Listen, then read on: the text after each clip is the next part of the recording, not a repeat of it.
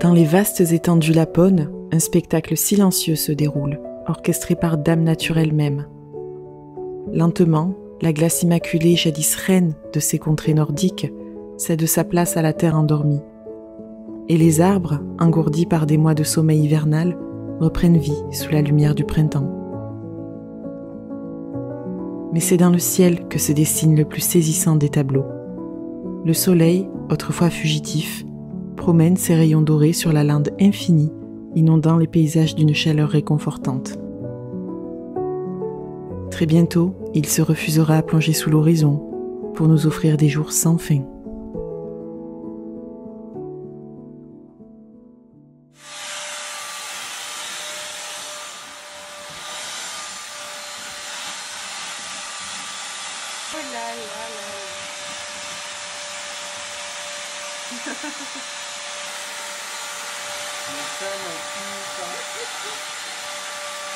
Et point point, on fait le ménage, enfin vous faites rien du tout. Bon, aujourd'hui on s'est dit qu'on allait faire un grand ménage de printemps, donc on a tout rangé, tout nettoyé, et maintenant il nous faut trouver une solution en fait pour la fenêtre de l'escalier et la fenêtre de la salle de bain, parce que quand on se lève la nuit, il fait jour, mais extrêmement jour. À partir de 3 h du matin, on a le jour comme à 11 h du matin. Du coup, il faut qu'on aille chercher des rideaux ou tout autre tissu qui pourra nous permettre de continuer de dormir, parce que ça perturbe notre rythme de sommeil. Toute cette lumière là. C'est indécent. En fait, la nuit, c'est autant lumineux que ça, quand on descend pour aller à la salle de bain, qui est juste là. Donc, ouais, on va faire ça. On va aller faire 3 courses. Faites pas des bêtises, hein. Et pas de vomi dans l'entrée, point pi. Hein? Pas de vomi dans l'entrée. Ah, yes. De pire en pire. J'ai un orteil qui dépasse ma chaussette. Qu'est-ce que c'est? Non mais oh, c'est tes chaussettes à toi ça. Parce que moi mes chaussettes elles sont pas trouées, donc ça doit être une chaussette à toi. Bah oui ma poulette, c'est la honte. Bah oui c'est la honte. Alors on a besoin de lingettes. Et on a besoin de produits à vitre. Ça ce sont les trucs pour Midsommar. Please, dites-lui qu'il a pas des bons goûts. C'est pas possible. Quoi? Qu'est-ce que c'est ça? Non. Forcément, on revient avec des trucs dont on n'avait pas besoin à la base. Ils sont contents. Du coup, on leur a pris une surprise. Ça, c'est pour faire des bubules encore plus grosses que le truc qu'on a là. Parce qu'ils adorent jouer aux bubules. Bon, c'est quand même du savon, donc on joue pas trop longtemps. Mais de temps en temps, on joue aux bubules. Regardez là, elle comprend tout ce que je dis. Tu savez ce que c'est ça, Poimpi? Regarde.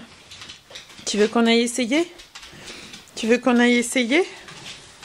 Ça te ferait plaisir? Allez, on va aller essayer.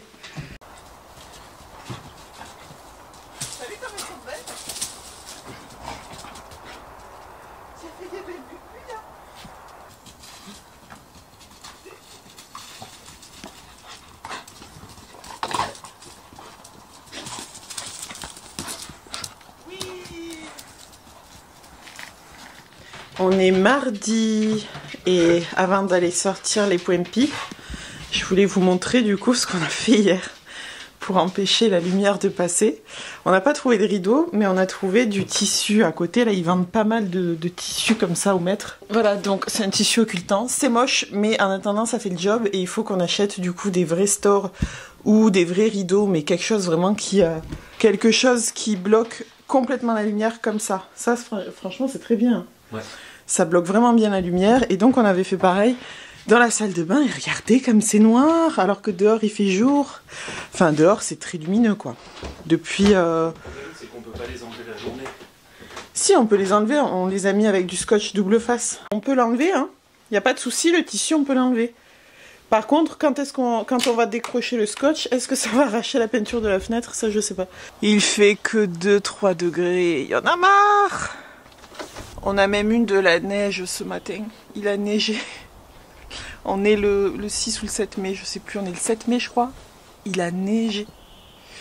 Alors, les petits bourgeons, ils ont du mal. Il y avait des petits bourgeons qui avaient poussé dans les arbres et tout.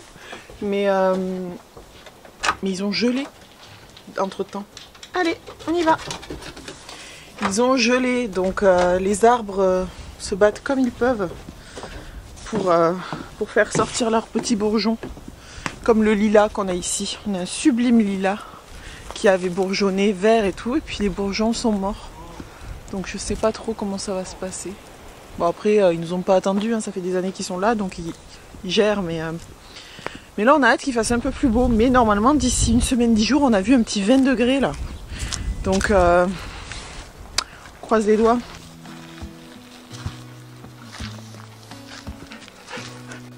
Elle rapporte. Oui.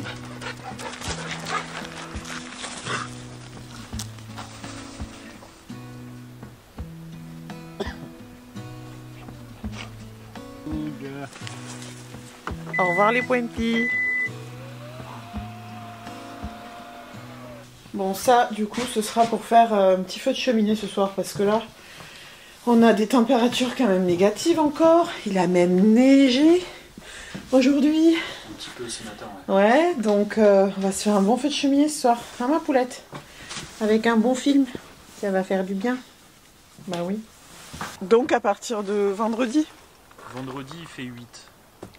Et le temps s'améliore, hein. Il y a plus de soleil, c'est un peu comme ça, entre ça et grand ciel bleu. Ouais, parce que là il fait encore frais quand même. Là je me suis attaché les cheveux et j'ai froid. Ça, ce sont les températures des jours prochains annoncées vers chez nous là. Bon déjà ce soir on va avoir des éclaircies, le soleil se couche à 21h36, sachant qu'il se lève à 3h13, donc on n'a plus de nuit noire, hein, c'est terminé. 17 degrés. Et oh ça vient de changer, ah non c'est bon, 17 degrés. 17 degrés à partir de la semaine prochaine. Mais là, ça va être... Il faut qu'on s'achète des chaises longues pour se mettre dans le jardin. En plus, c'est le 17 qu'on signe les derniers papiers, qu'on récupère les clés de la maison. Donc on va avoir du beau temps pour l'occasion. Le 17, on récupère les clés. Les papiers, tout est signé. Tout est bon, on récupère les clés le 17. Comme prévu, petit feu de cheminée. Probablement le dernier de la saison. Voilà. Sûrement le dernier feu de cheminée de l'hiver. C'est pas pour nous déplaire. Parce que bon, on a quand même -2 ce soir. Donc c'est pas encore tout à fait l'été quand même. Hein. Il faut pas qu'on se laisse avoir. C'est assez difficile de sortir encore habillé comme en hiver. Mais il ne faut pas qu'on se fasse avoir.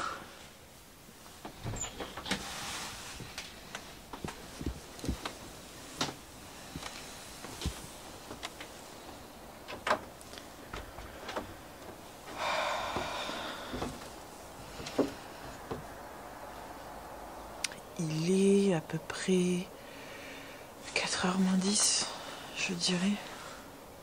Ouais, 4h moins 10. Et je dors pas quoi, j'arrive pas à dormir, c'est pas à cause de la lumière, c'est parce que je ne digère plus les joies de la grossesse. Je ne digère pas donc je ne peux pas m'allonger. Mais puis enfin je digère pas, hein. Pourtant on a mangé il y a bien 8-9 heures en fait, parce qu'on mange tôt. Mais ça ne fait rien du tout. Donc là je parle doucement parce que j'ai pas envie de réveiller tout le monde. Il y a une luminosité dehors qui est incroyable. Heureusement, parce que je me dis, sinon ce serait bien triste de ne pas dormir. Là, je sais pas si vous pourrez entendre, mais il y a des signes. J'entends les signes qui ont fait leur retour il n'y a pas si longtemps que ça. Et c'est tellement paisible dehors. Il y a cette espèce de lumière dorée là avec le soleil. C'est tellement agréable. J'aurais bien fait voler le drone, mais j'ai pas envie de réveiller tout le monde, ça fait du bruit quand même. Clément il dort. C'est 4h du matin, moi j'ai l'œsophage qui est brûlé à vif. malgré les gaviscons, les trucs comme ça là. Ah, la journée va être longue. Soit elle va être longue, soit je vais réussir à faire une sieste. Les chiens eux sont un peu déboussolés parce que quand il fait jour comme ça, très tôt, qu'on descend, ils croient de suite que c'est parce que c'est le matin et qu'on va les faire sortir et tout. J'hésite là à les faire sortir. Regardez le soleil qui pointe le bout de son nez là-bas. C'est tellement beau. C'est pas tout à fait 4 heures encore. La nuit est longue. Heureusement qu'il fait jour quelque part parce que je me sens un peu moins seule et isolée. Ça va ma poulette? Bon allez, je les fais sortir un petit peu quand même. Ils sont déboussolés les pauvres. Ils savent pas ce qui se passe. Viens ma fille, viens. Oui. De toute façon, eux ils font un pipi et après ils vont retourner au lit. Alors, tu t'en sors? Ouais, c'est pas bien stimulant intellectuellement, mais bon, parce que... Ah c'est mieux, hein. C'est beaucoup plus clean là que ce que c'était avant. Ouais. Ah ouais. C'est beaucoup mieux. Clément a nettoyé tout le jardin. Il a fait des gros tas de feuilles là. Ça c'est les feuilles des bouleaux mais de l'année dernière. Qui sont restées sous la neige tout l'hiver. Donc ça fait quand même un peu plus clean. Comme ça aidera l'herbe peut-être à repousser. Mieux et plus vite. Hein les poèmes? Essayez de ne pas souiller le jardin. Hein? Ce serait bien si vous laissiez le jardin un peu tranquille. Qu'on puisse y aller dedans. Il y a de l'herbe qui pousse. Waouh! Popa! You Popa!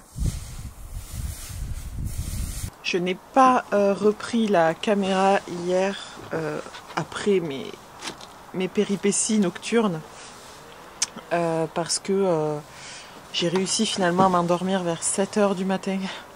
Et j'ai dormi jusqu'à 11 h midi. Et puis après, toute l'après-midi, j'étais fatiguée, je somnolais.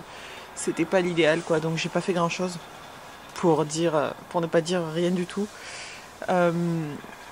Du coup, je reprends la caméra aujourd'hui. Là, on est le jeudi. C'est férié en Suède. C'est l'Ascension. On n'a pas grand-chose à faire non plus. Mais la bonne nouvelle, c'est que j'ai enfin mon numéro d'enregistrement pour l'entreprise individuelle suédoise. Donc j'ai quand même du taf à faire sur l'ordinateur pour continuer de tout mettre en place. Ça va prendre encore un petit peu de temps. Et puis normalement, soit ce soir, soit demain soir, il faut encore que je réponde. On va aller boire un coup là avec des Français qu'on avait déjà vus, qui habitent un peu plus vers la frontière finlandaise. Ce sera l'occasion de sortir un petit peu. On va juste aller boire un coup parce que moi, clairement, manger aujourd'hui, c'est plus un truc que je peux faire comme je veux, puisque ça me donne très très mal au ventre. Donc voilà, ça c'est le programme d'ici la fin de la semaine. Et on attend encore 2 cartons qu'on s'est fait expédier de France, comme à notre habitude, avec des trucs à manger, des affaires et tout ça. Donc j'espère qu'ils arriveront avant la fin du week-end quand même. Mais bon, avec les jours fériés et tout ça, je suis pas sûre. Ça fait quand même déjà 10 jours qu'on les attend. Ils sont partis. La fois dernière, ils étaient arrivés en 5 jours et là, ça bloque à tous les niveaux. Donc j'espère qu'on va pas se les faire voler. Croise les doigts parce qu'il y a quand même des affaires importantes qu'on a achetées pour la naissance et tout ça. Donc on verra bien comment ça se passe cette fois. J'espère qu'on aura de la chance. Encore une fois. Voilà. Ça, c'est aussi la réalité en Laponie. On sort de l'hiver et ils sont en train de déforester complètement là, les bords de route. Nous, sur la route là, qui nous mène à Kalix, la commune principale. Voilà comment c'est. Tout est déforesté. Il y a des gros tas de bois partout. On voit passer en chaîne des camions là, qui rapatrient le bois. Et ils ont arraché toutes les forêts. Ça ressemble plus à rien. Ça, c'est la dure réalité aussi de la Suède et de la déforestation massive qu'on peut voir partout. D'une année sur l'autre, je peux filmer des paysages qui n'ont plus rien à voir parce qu'ils ont déforesté entre-temps et que ça ressemble à ça. Et je sais pas s'ils vont continuer sur ce morceau de forêt là, mais c'est triste parce qu'ils laissent 3 arbres et voilà, c'est comme ça. Et là tout le long, là-bas, il y a tous les tas de bois qui attendent d'être enlevés tout le long de la route et encore derrière nous là-bas.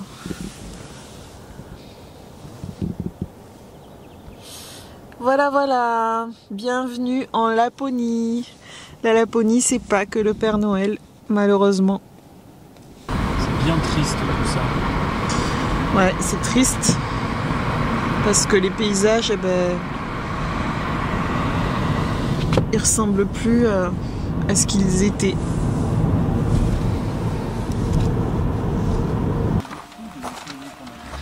Ouais. T'avais fait un super travail. Et là, de nouveau, il neige. On a l'impression d'être revenu au début de l'hiver, sans être passé par la case été. Il fait froid. On a de la neige. Mais c'est peut-être les dernières neiges de la saison. Alors ? Oh non ! Polo a encore vomi. Il a encore vomi. À chaque fois qu'on part, il nous le fait payer et il vomit dans l'entrée. Est-ce que vous aussi, vos chiens, je sais pas, est-ce que quelqu'un a un chien qui est comme ça aussi, qui ne supporte pas qu'on le laisse et qui se met à vomir forcément dans l'entrée ou ailleurs, mais on comprend pas quoi, on peut pas sortir, en fait, il supporte pas qu'on sorte et qu'on ne l'amène pas avec nous. Mais tu vas où comme ça? Qu'est-ce que tu fais, ma fille? Il faut attendre que papa il ait fini de nettoyer le vomi de Polo.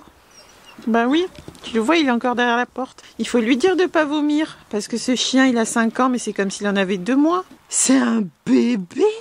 Ah ouais, ouais, ouais. C'est un bébé? Et t'as un bébé ou pas, ma fille?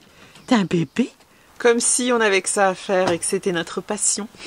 Nettoyer le vomi dès qu'on rentre à la maison. Bah oui, bah oui. Qu'est-ce que t'as? Avoir un chien qui a envie de rester collé à toi tel une moule à son rocher depuis sa naissance. Voilà ce que ça donne. Tête de nos colis. J'espère qu'il n'y a rien de cassé à l'intérieur. On est allé les chercher dans une zone chez Schenker, là, à Luleå. On a deviné qu'ils étaient là parce que sinon impossible de savoir où étaient nos colis. Ils étaient perdus, on a eu un problème sur la livraison. Mais en Suède, il n'y a personne qui nous contacte, on n'a pas d'avis de passage, rien. Quand c'est comme ça. Du coup, on a deviné un peu au nez qu'ils étaient là. Et heureusement, on était à Luleå aujourd'hui, donc on a pu passer. Et en effet, on les a trouvés. On est quand même contents. Oh, coucou les bébés. Ils sont revenus. Oh là là, il faut faire gaffe. Hein. Fais des appels de phare toi aussi à ceux qui arrivent en face. Bon, bah voilà, on a reçu tous les cartons avec des choses pour la naissance, des outils. Ah, ça, c'est quand on va en France, c'est toujours comme ça, on achète tout un tas de trucs. Même des moules à gâteaux en silicone, de la décoration. Ça, c'est des housses pour des coussins. Ah, c'est ton carton préféré, ça. Oui, parce que là-dedans, on a des trucs à manger. Voilà, pas mal de bêtises qu'on trouve pas ici. De la levure chimique. Parce que ça, j'en ai pas trouvé ici. Comme ça, et ça me permettra de faire des gâteaux, de la pâtisserie, que j'aime bien faire de la pâtisserie. J'ai même pris une brioche, ça ne conserve pas longtemps, mais alors, vu l'état dans lequel les cartons sont arrivés, la brioche elle est plate. Elle a été complètement aplatie. Mais il n'y a pas eu de casse. On avait peur qu'il y ait de la casse parce qu'on avait des biberons en verre. Voilà. Et en fait, non, il n'y a pas eu de casse, donc on est content. Ça a au moins été épargné. Et encore une fois, pour Clément, des saucissons par milliers. Toujours des saucissons. Et beaucoup d'autres choses. Ça maintenant, c'est un peu le rituel quand on rentre en France de s'envoyer comme ça des colis avec de la nourriture et des trucs qu'on peut acheter sur place qu'on ne trouve pas forcément ici. Voilà. Avec Point Point, on est en plein rangement de printemps. Alors là, je suis en train de trier le placard, un peu le garde-manger, et Clément a des tocs. C'est-à-dire qu'il rachète toujours les mêmes trucs, mais il les consomme jamais. Et alors des boîtes de lentilles comme ça, ce sont des dizaines de boîtes de lentilles. Il a des tocs, et ça c'est pire ça. De la pulpe de tomate moutie, il y en a jusqu'au fond du placard là-bas. Il y en a je ne sais pas combien. Et tu les consommes jamais en plus, mais c'est pas possible un truc pareil. Et comme ça, Mais non, mais il y a des conserves de légumes, mais non, c'est pas moi qui ai acheté ça. Hein. Alors il achète ça, et puis il le met dans le placard, et puis après il ne mange pas. Et ça périme en mai 2024. on est large. On est large. Comment tu vas faire pour manger 300 grammes de noix en salade dans les mois ou les 2 mois qui arrivent? J'ai trouvé ça. C'est interminable. Il y en a partout. Partout. Non mais là, il faut vraiment que tu arrêtes. Hein. Tu es en train de faire l'écureuil là. Hein. Tu fais des réserves pourquoi? Alors là, on a des lentilles, mais encore sous une autre forme. Ça fait quand même beaucoup de lentilles. Il va falloir que tu nous cuisines beaucoup de lentilles. En salade. Salade, ça peut être pas mal. On dirait qu'on est en train d'ouvrir une épicerie. C'est vilain, mais bon, pour l'instant, on n'a pas le choix. Parce qu'on a de la place nulle part. J'ai fini de ranger ici. C'est plein à craquer. Sauf que j'ai pas envie d'en mettre jusqu'au fond parce qu'après les trucs on les oublie et les dates de péremption passent. Faut vraiment qu'on se calme là. Hein. Qu'est-ce que c'est ça? J'ai encore plein de trucs là pour lesquels je n'ai pas trouvé de place.